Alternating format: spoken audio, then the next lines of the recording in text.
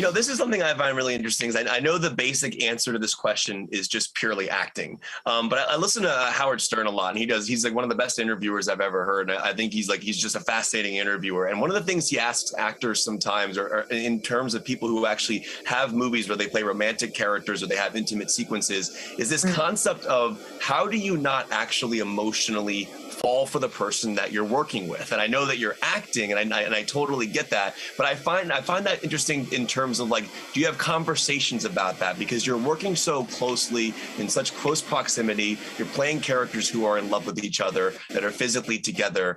How do you keep that from happening? And do you have conversations about that in terms of that? I'll go to you, Joe, on that.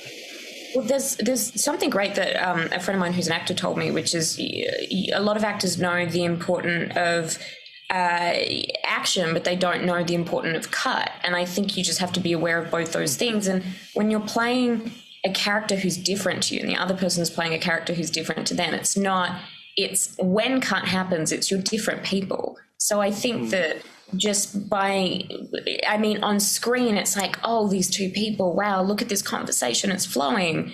But then you say cut and, oh, one of them has a different accent, the other one has a different personality. It's just not, do you know what I mean? It's like one doesn't kind of affect the other. Hero, for you, is that something that like comes into your mind at all?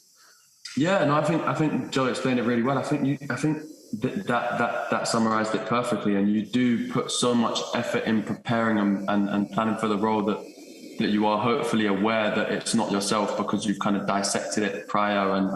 But no, it's an interesting question. But again, I think like Joe said, when we call cut, it's just like calling action in the way that, you wouldn't expect Joe to carry on talking in her accent when you call action, and it's the same vice versa after cut. So